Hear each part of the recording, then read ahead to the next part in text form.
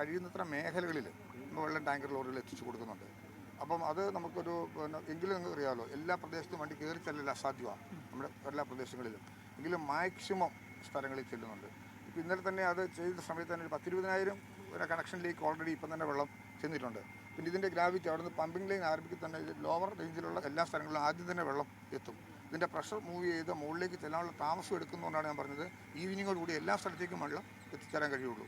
ഏതായാലും ഇതൊരു റിസ്കി ഓപ്പറേഷനായിരുന്നു. ഇത് ഒരുപക്ഷെ മറ്റു രീതിയിൽ ഇത് ചെയ്യാമായിരുന്നു. അപ്പോൾ റെയിൽവേയുടെ ആവശ്യത്തെ നമുക്ക് മാനിക്കാതിരിക്കാനും പറ്റത്തില്ല. ഡബിളിങ് നമുക്ക് നടത്തേണ്ട സ്ഥിതി തന്നെ ഉണ്ട്. അല്ലെങ്കിൽ ഓണക്കാലഘട്ടം കഴിഞ്ഞ് മതിയോ എന്ന് പോലും നമ്മളൊന്ന് ചിന്തിച്ചതായിരുന്നു. പക്ഷേ അവരുടെ ഒരു പ്രശ്നം ഉണ്ടായിരുന്നു. ഇത് ഇമ്മീഡിയറ്റായിട്ട് അതും ഒരു ആവശ്യമാണല്ലോ, ഇങ്ങനെ കാലങ്ങളായി മുടക്കെടുക്കുന്നതാണ്. എങ്കിലും ഞങ്ങൾ 2 ദിവസം കൊണ്ട് തീരും എന്ന് പ്രതീക്ഷിച്ചെങ്കിലും ഈ ഒരു സാങ്കേതിക തടസ്സം നമുക്കൊരു 10-40 മണിക്കൂറോളം നമുക്ക് അധികമായി ചെലവഴിക്കപ്പെടേണ്ട സ്ഥിതി വന്നുകൊണ്ടാണ് ഉണ്ടായത്.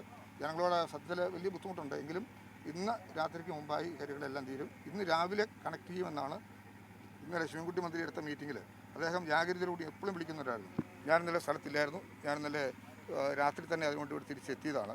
അദ്ദേഹം വളരെ നല്ല രീതിയിൽ ഇത് ഓപ്പറേറ്റ് ചെയ്തു. ആൻ്റണി രാജു, അതുപോലെ തന്നെ കടകംപള്ളി സുരേന്ദ്രൻ ഉൾപ്പെടെയുള്ള MLA-മാരും പറ്റാവുന്ന കോർപ്പറേഷനുമായി ബന്ധപ്പെട്ടുള്ള ആൾക്കാരും എല്ലാം സജീവമായി ശ്രദ്ധിച്ചിട്ടുണ്ട്. പരമാവധി ഇതൊരു ക്രൈസിസാണ്. ഇങ്ങനെ ചില വിഷയങ്ങളൊക്കെ സംഭവിക്കും. അതിനെ പരമാവധി മാനേജുക എന്നുള്ളതാണ് ഉദ്ദേശിക്കുന്നത്.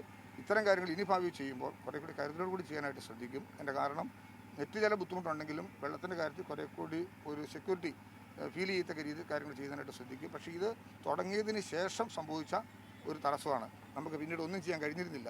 ഇങ്ങനെ ഇത് സംഭവിക്കുന്ന ഒരു മുൻകരുതലോ നമുക്ക് എടുക്കേണ്ട സാഹചര്യം ഉണ്ടാകുമെന്ന് പ്രതീക്ഷിച്ചില്ല. അതുകൊണ്ടാണ് ഇങ്ങനെ സംഭവിച്ചത്. എങ്കിലും ഇന്ന് ഈവനിങ്ങോട് കൂടി എല്ലായിടത്തും വെള്ളം എത്താനുള്ള എല്ലാ കാര്യങ്ങളും ചെയ്യും. 2 മാസം മുമ്പ് റെയിൽവേ ഈ പണി നടത്താൻ വേണ്ടി ആവശ്യപ്പെട്ടിരുന്നല്ലോ. അപ്പോൾ അന്ന് ചെയ്തിരുന്നെങ്കിൽ നമുക്ക് ഈ വെക്കേഷൻ കാലമൊക്കെ ആകുമ്പോൾ സ്കൂളൊന്നുമില്ല, കുട്ടികൾക്കൊക്കെ ഒത്തിരി ആശ്വാസമായിരുന്നല്ലോ വീടുകളിലൊക്കെ. അപ്പോൾ അന്നേരം നമ്മുടെ ഈ സ്മാർട്ട് സിറ്റി ആയിട്ട് പണി നടന്ന പല സ്ഥലങ്ങളുമുണ്ട്. ഇപ്പോൾ തിരുവനന്തപുരം എന്ന് പറയുമ്പോൾ ഒരു സെൻറ്ററി മാത്രമല്ലോ, പല സ്ഥലത്തും ഇങ്ങനെ വിഷയങ്ങൾ രൂപപ്പെട്ടു വരും. അപ്പോൾ അങ്ങനെ എടുക്കുമ്പോൾ അവിടെയും ചില പ്രശ്നങ്ങൾ ഉണ്ടാകും. ഏതാണ്ട് സേഫ് സോണാണെന്ന് വിചാരിച്ചാണ് ഇപ്പം ചെയ്തത്. പക്ഷേ ഇതിങ്ങനെ വരുമെന്ന് നമ്മൾ ഒരിക്കലും കരുതിയില്ല. അല്ലെങ്കിൽ ഇതിനേക്കാൾ കൂടുതൽ ഏരിയ നമ്മൾ അന്നേ ബ്ലോക്ക് ചെയ്തിട്ട് വന്നേനെ. അപ്പോൾ ഇപ്പോൾ അവിടെയൊക്കെ നമുക്ക് വെള്ളം കൊടുക്കാൻ അതിൻ്റെ പേരിലായിട്ട് കഴിയുന്നുണ്ട്. ആ പണി അതും കൂടെ വരുമ്പോഴത്തേനും വലിയൊരു ബുദ്ധിമുട്ടുണ്ടാകും എന്നുള്ളതുകൊണ്ടാണ് ഒരല്പം നമ്മൾ മാറ്റിവെച്ച് ഇങ്ങനെ തുടങ്ങിയത്. പക്ഷേ ഇത് വന്ന പ്രശ്നം ഈ വന്നൊരു സാങ്കേതിക തകരാറുകൊണ്ട് മാത്രമാണ്.